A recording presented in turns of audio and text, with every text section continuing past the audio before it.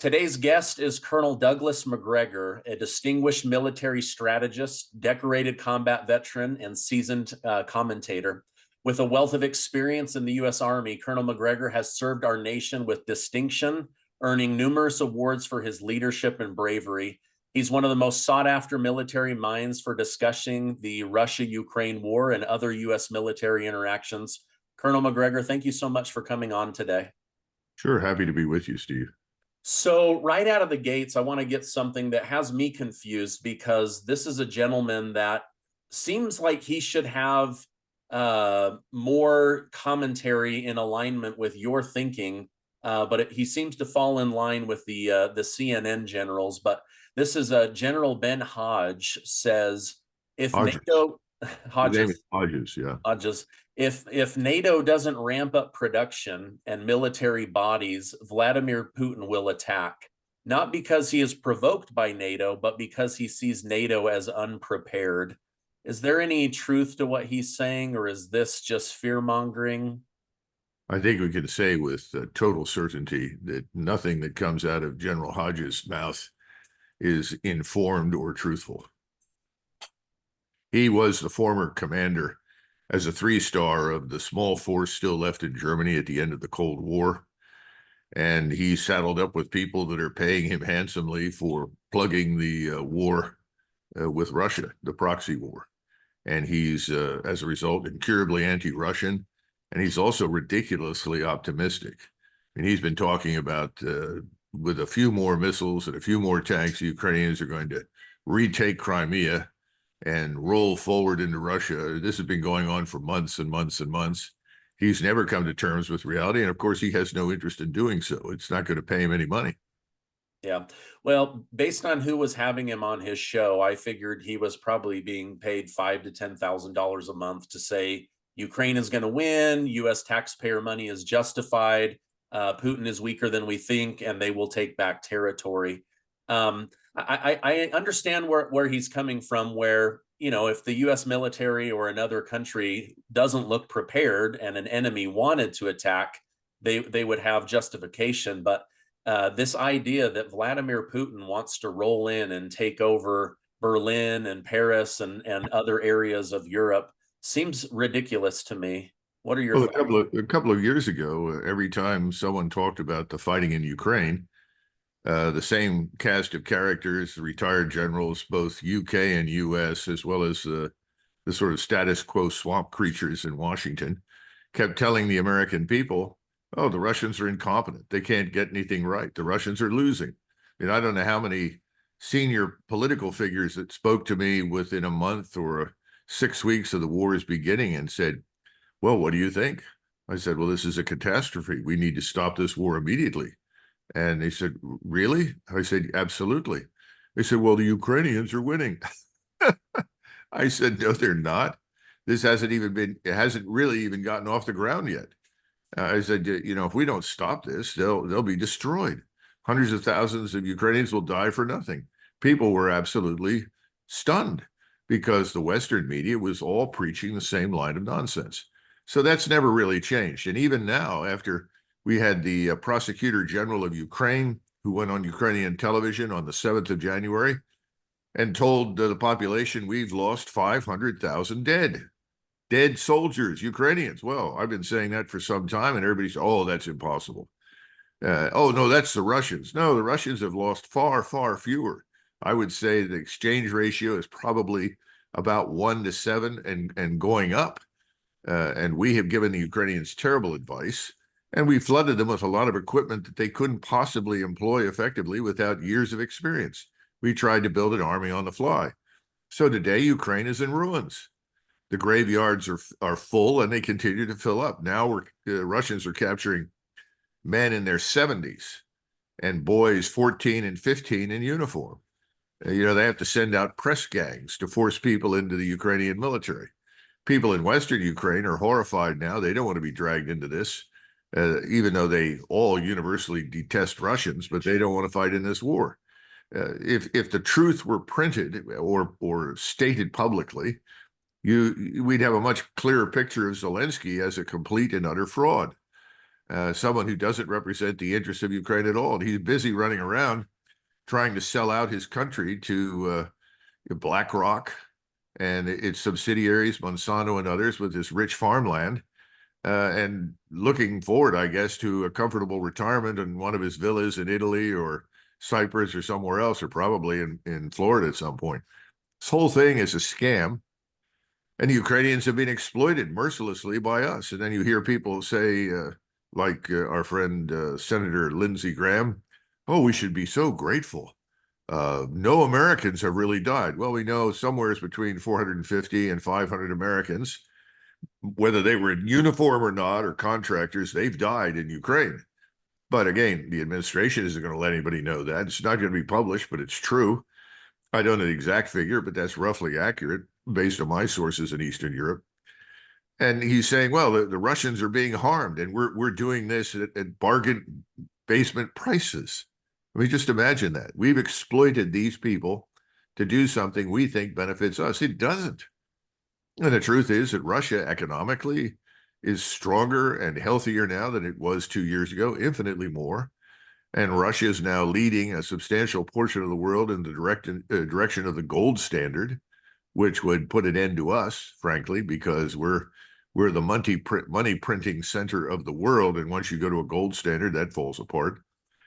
And at the same time, the Russians have built a magnificent army and a much improved air force, and their submarine fleet is in excellent shape. Their surface fleet's not so much, but frankly, Russia doesn't need much of a surface fleet, to be blunt.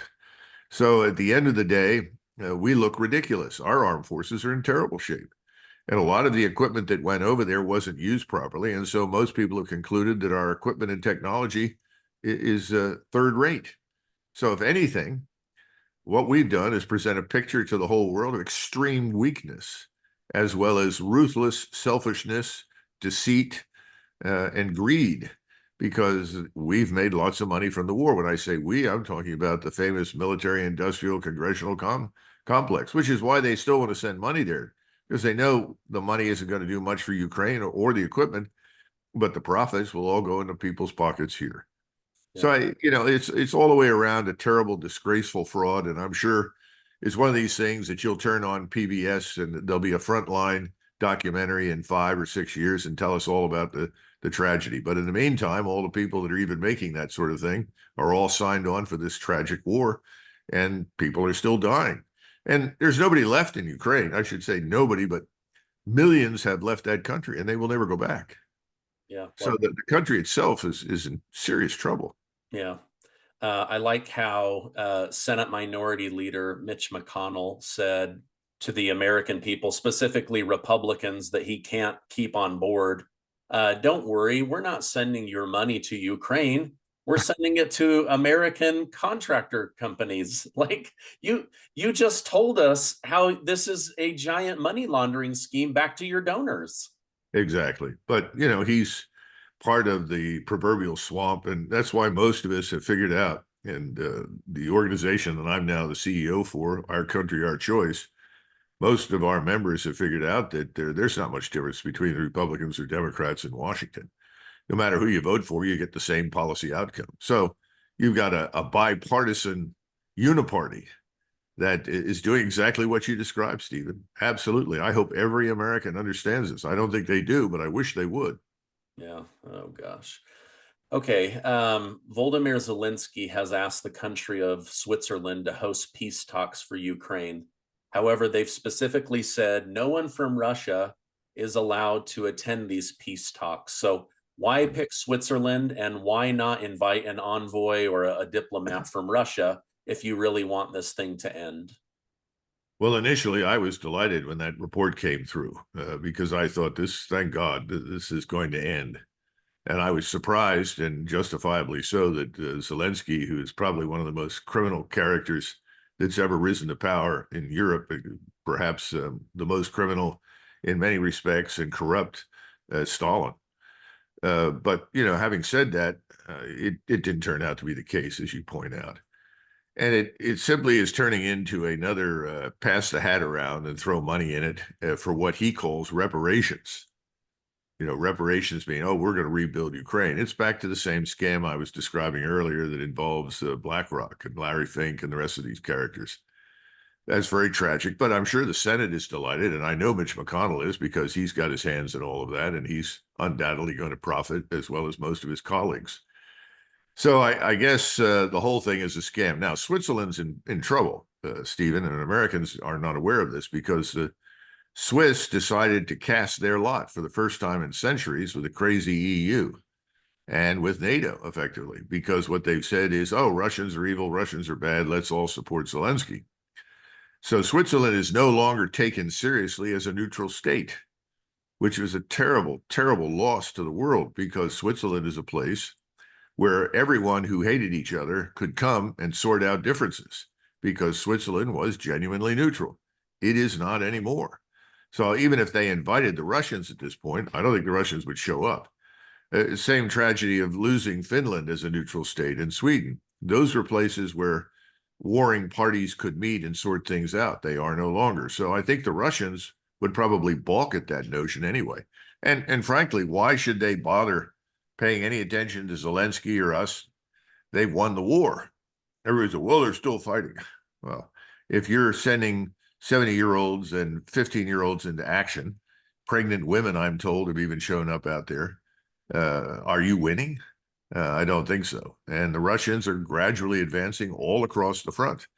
I think they're going to continue to advance. And then at some point, when they decide to do so, they will go right to the Dnieper River. Then the question they've got to ask is, how much further do we go? And they don't want to go much further, to be frank, because the last thing that the people in Moscow want to do is rule Ukrainians. Why would they want to do that? They don't want to rule anybody who's not a Russian. That's a lot of trouble. They went through that after the Second World War. The Warsaw Pact was not some sort of great boon for the Soviets. It became one shortly after the war while they could exploit it and strip it of resources and technology, particularly the eastern parts of Germany that now reside in Poland and what was formerly East Germany. But they couldn't do it very long. And eventually it became a burden. Cuba's another example. Cuba was a huge money pit, just a drain on the Soviet economy, as frankly, so is Puerto Rico to us.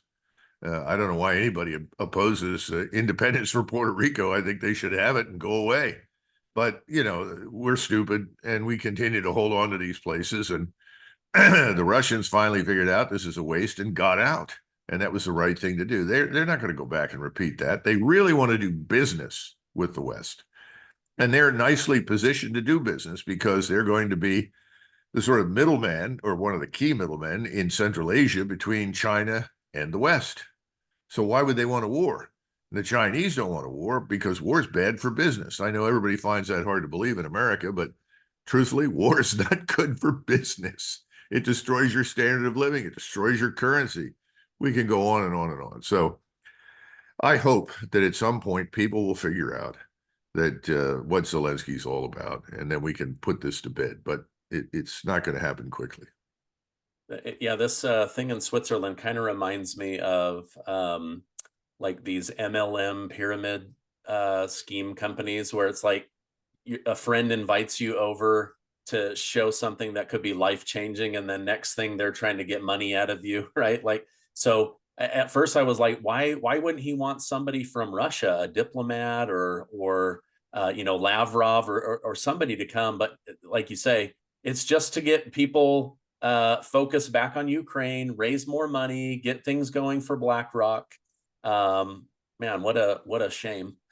I wanted to, I don't know, I'm sure you saw this, but the German Ministry of Defense has leaked a document showing an 18-month timeline, a predicted chronological timeline of how Vladimir Putin is going to take over Europe, where he's going to start different battles.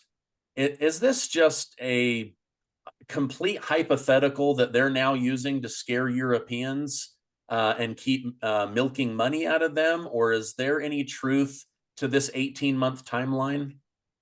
Well, first of all, there's nothing hypothetical about it. It's a sham. It's an attempt to try and justify what's been going on in Ukraine and keep it going. on the assumption that people will look at this map, which is absurd, and begin to fear, the imminent arrival of the Russians, which is, they're not coming. And somehow or another, this will keep people like Scholz and Macron and others, globalists, in power. I mean, when you have nothing left, what do? Because right now, Scholz is about as popular as the plague in Germany. And the problem is that the Germans haven't been able to figure out who they're going to put in there to replace him. There are no, well, there may be in the Alternative für Deutschland, the AfD, there may be some stars in that group. You have the old communist Wagenknecht. She's a very, very intelligent and persuasive woman. But, there's nobody there that you can point to the way you could have said 30 or 40 years ago, well, there's Helmut Schmidt, he's a future chancellor, or Helmut Kohl, he's a future chancellor. There's nobody that you can point to right now with certainty. So the Germans are sort of like a beached whale that is slowly dying. It's gotten into shallow water. It's deindustrialized itself. It's basically destroying itself. And it's infested with foreigners that have come into the country that the Germans don't want any more than the Scandinavians do. So the globalists have successfully destroyed Europe. Some people think it's dead forever. I don't agree with that, but it's going to be tough to cure it. But that's the problem. So you haul out these ridiculous things and say, oh, the Russians are coming. So see, you don't have any choice. You have to do what we say. If you look at that map, and I have, you could dust off the old Cold War discussions and plans and come up with something similar back in the 1970s or 80s. But in that period, it was real. There were real potentials for that sort of thing. This, absolutely not. This is just nonsense. And hopefully the Germans will treat it with the complete contempt that it deserves. But who knows? Too many people in our country, too many people in Western Europe and Poland and places like that continue to impute some degree of legitimacy and I would say honesty to their media. They should not. They just shouldn't. We're not hearing the truth through the regular media. I mean, I don't know what your listeners think, but if I really want to know something about anything in the world, I get on the internet and I start digging and going through and looking for alternative views and sources, many of which are very, very good, but will never find their way into the mainstream for the reasons that we're discussing. The mainstream media, like the financial sector, as well as our government, all in the hands of the same people who are trying to keep all of these things going and maintain the facade that somehow or another this is good for us. We all know it's not, but there's still too many people that want to believe. That comment that you used to hear on the X-Files, I want to believe, in UFOs or something. Well, that's the problem. We got to stop it. It's not true. Yeah. Okay. You've mentioned BlackRock a couple of times. Presidential candidate RFK Jr. said in a speech, BlackRock and others already own Ukraine. It's been decided the real money will be made on this war when they rebuild Ukraine. So are these companies going to get to profit billions or possibly trillions of dollars off of American taxpayer money? Well, I think that's the plan. And I think that Tony Blinken and his colleagues, as well as Larry Fink and, Zelensky, all of them are in bed together. They're all members of the same, class of people, and they all want to stuff their pockets full of cash. So unless somebody intervenes and stops it, I would say yes. And I feel terrible for the Ukrainians. I grew up with them. And they've been lied to from day one by this government, and they exploited Ukrainian nationalism, courage, and valor to destroy the country. So no, I'm afraid RFK Jr. is right, and he's probably the only one who has both identified who these criminals are that are going to destroy what remains of Ukraine, but also has told the truth about all of it. And I'm very grateful for it. I wish I would hear that from more candidates, but we're not hearing it. Yeah. Okay. Give my audience a summary of what's going on near the Red Sea with the Houthis. All of a sudden, I'm hearing a lot about Iran, but then Yemen and the Houthis, and they're attacking, and the U.S. military is counterattacking. Give us just a rundown of this. What's going on in this situation? Well, first, all of your viewers should stop for a second, pause, and remember that certainly over the last 30 years, lots of people have been talking about bombing Iran.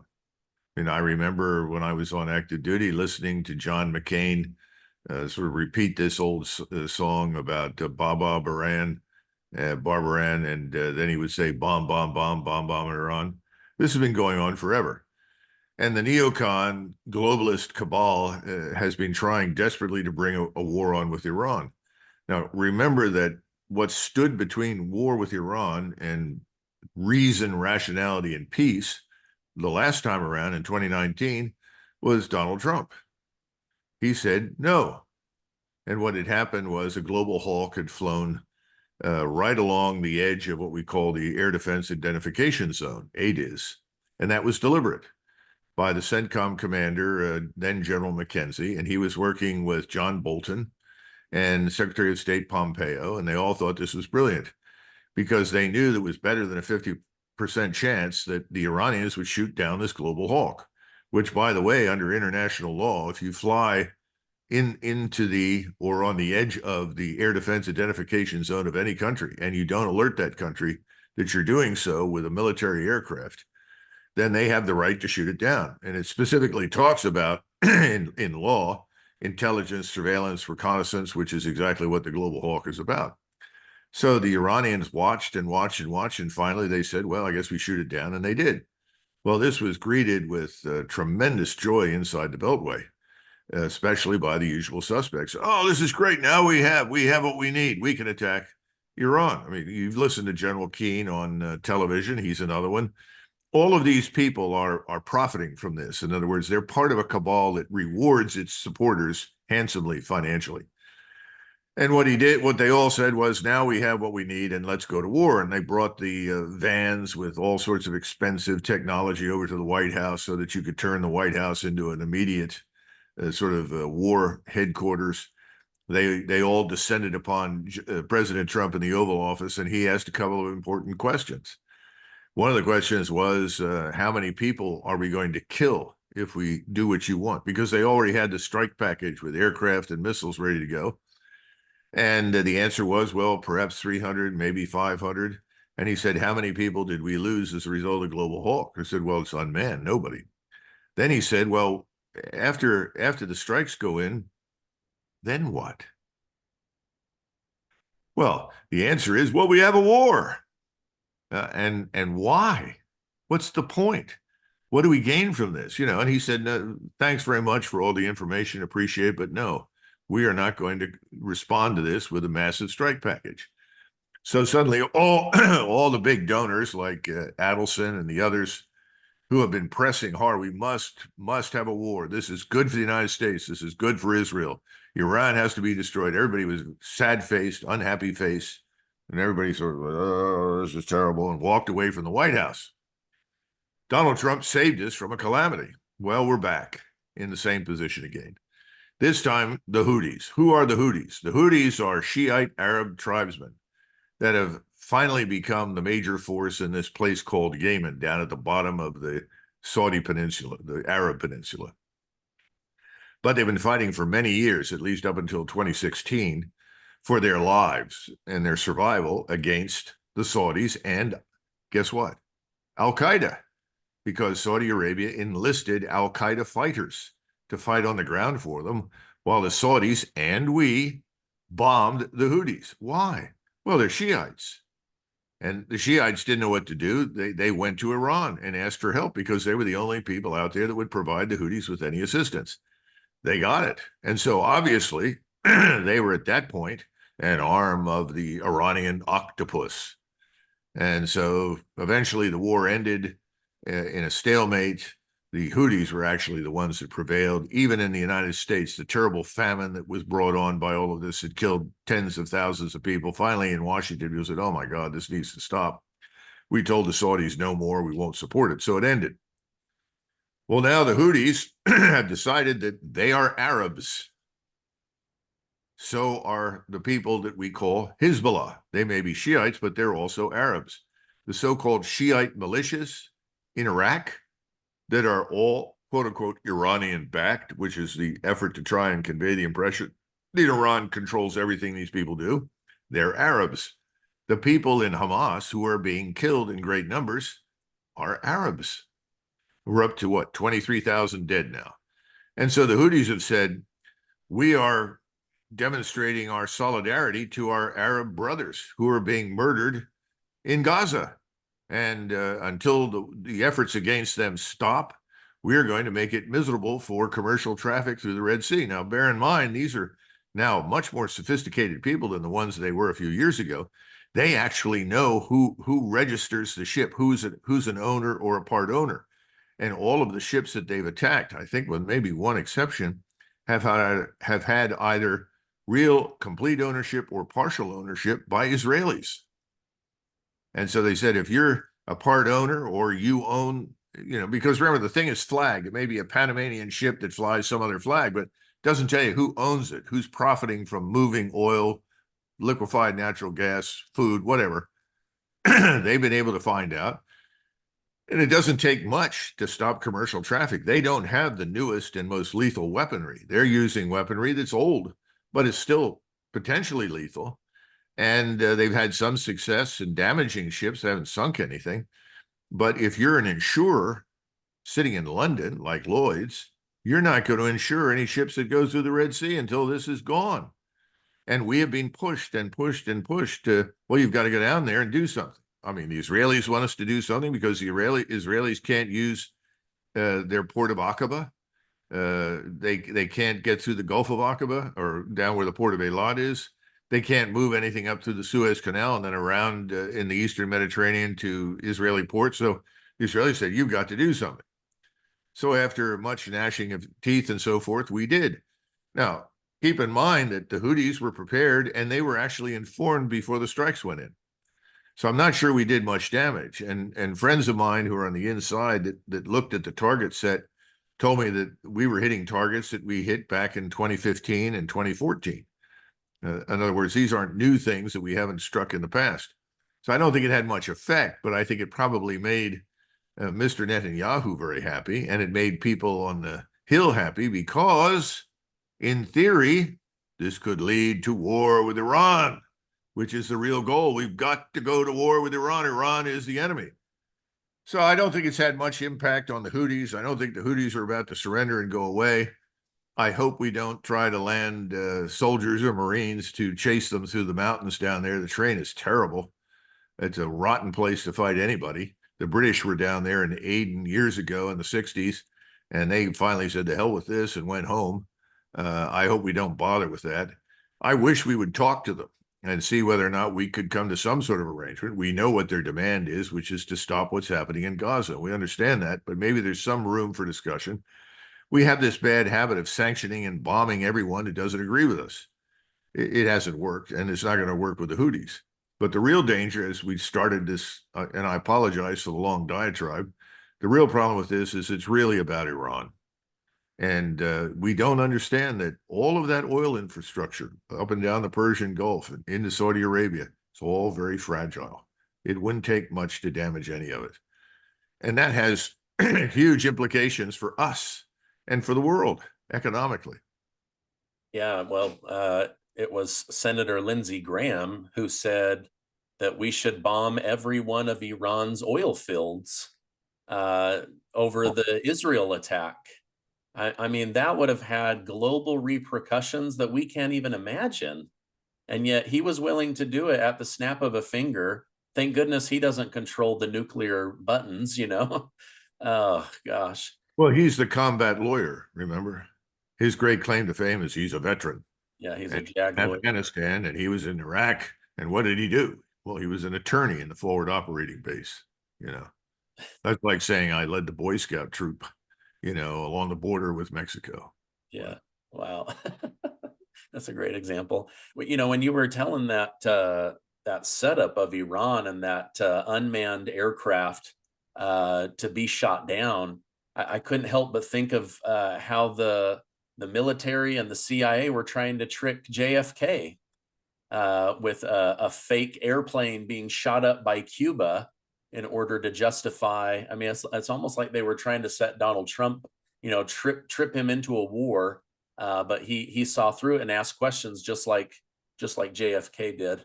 Um, Well, now, the other thing is we got to give President Trump credit for something. And look, I have a lot of affection for him. I like him, but he has good instincts, and he listens to them. And his instincts said the American people don't want a war. A war is not good for anybody. A war will not help this country. A war will not help anyone who lives in the Middle East. So I'm not going to do it. Thank God. I don't see any evidence for any sort of instinct with this man Biden, or for that matter, most of the rest of the candidates. I think RFK Jr. would be inclined to say no too, but the rest of them, forget it. yeah, yeah. Um, why did Biden unlabel or remove the Houthis as a terrorist group in 2021? Had something changed? Because now this morning I read he's definitely putting them back on the terrorist watch list. I guess I don't understand it. Neither do I really, and I'm not familiar with the reasoning behind it. I'm sure there are people out there that can tell you whatever the rationale was, but the point is, it didn't last long, and they're back on the hit list. Gotcha. And that's the way that's where they're gonna stay. Pretty soon, everybody in the Middle East is going to be on that list. Yeah. Okay, final question. I appreciate you coming on. You brought up Donald Trump. He has just barnstormed Iowa. He won by a number bigger than any Republican in the party's history. That doesn't mean anything other than he's got one state. We'll see if it's a pattern in New Hampshire. But how might Donald Trump react to with presidential power, react to the crisis at the southern border? Because as of yesterday, Senate Majority Leader Chuck Schumer said he wants a bill that allows 5,000 illegal immigrants into the country 365 days a year, immediate work visas, a place to live, food, cell phone, lawyers. Just bring them in and push them on the path of citizenship from hour one. How would this president behave differently than the current administration? I cannot imagine Donald Trump ever signing on for any such thing. He knows what's happening. Schumer is out to destroy us, people like you and me. That we are the problem. We are the Americans who stand in the way of our denationalization. The left wants to convert us, and the left is not alone because they have fellow travelers on the right.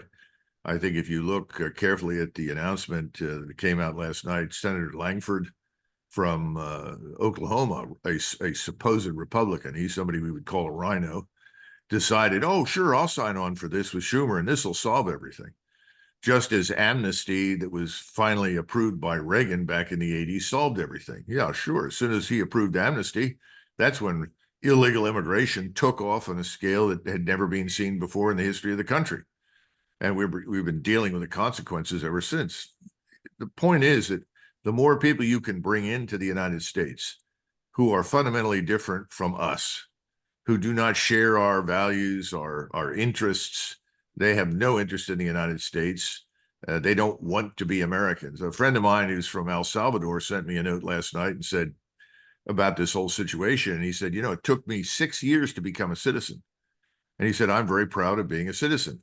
He said, then I ran into people from MI, what was it, MI 14 or 15? I can't remember the gangs out of Oh, El Salvador. yes, the MS-13. MS-13, that's right. He said I ran into some people who were in MS-13 who had just run in, and I guess they joined the Marine Corps because that was a path to citizenship. They could stay here permanently, do their time, learn some useful skills, and then get out and continue their criminal activities. Uh, this this is a catastrophe for us, and Schumer knows it. He wants it. Langford may or may not know it. I think he's just responding to donors. Who knows how much money is being spread around into various PACs on the promise that if you go ahead with us and help us to ruin America, turn it into some extension of the unwashed developing world so that our republic dies and everything that we associate with being an American is vanished, then you can have all this money. I mean, I think it's what it boils down to. I have less and less confidence that there are very many people holding high office in this country who really care about us anymore. Yeah, seems to be an insider's game for how to win in the stock market while pretending to care about the American people. Oh man. Well, Colonel Macgregor, thank you so much for coming on, keeping us in the loop on the Russia-Ukraine situation, the continued war propaganda and fear mongering to scare America. I read just this morning that like people in Sweden are so afraid that Putin is going to attack that their mental health crisis phone lines are like hours long waiting. They've scared their people so much that they're literally, these rumors of war are giving them panic attacks. It's just sad. Look, the Swedes and Finns, the population in those countries were very alarmed by the sudden arrival of U.S. troops and equipment and technology up near the Arctic Circle. Obviously, we wanted access to bases there, and we're rushing up there ostensibly for the purpose of threatening Russia. This is very dangerous because the Russians present no threat. But if we continue to try and encircle and threaten Russia, God knows what happens if we try to put missiles and radars up there. All sorts of terrible things could happen in the future, but they will be things that we provoked and precipitated. The Swedes and the Finns are, as a group, I would characterize them as sheeple. They believe whatever they're told by their governments. I've been to Sweden many times, and I always loved the place, enjoyed the people, but one of the problems I had with them is that they would always respond to a question, why do you do this, X, Y, and Z? And the Swedes would say, well, the government has made a study and determined that it is good for you. And I, as an American, I said, Yeah. Why the hell would you trust your government? I don't trust mine. And I don't believe in unconditionally supporting anybody anywhere for any reason. I want to know why. I thought that's a big part of being an American. That's what distinguished us. Everybody that came here said, we've had it with the old regime. We want to have a say in what happens. And if you start doing things to us, we're going to say, why? I don't hear very many whys. Yeah. If President Reagan tried his famous joke there, it wouldn't land. I'm from the government and I'm here to help. They'd be, oh, come on in. Come on in.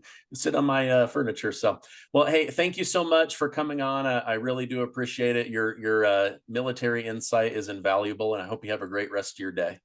Thank you, Stephen.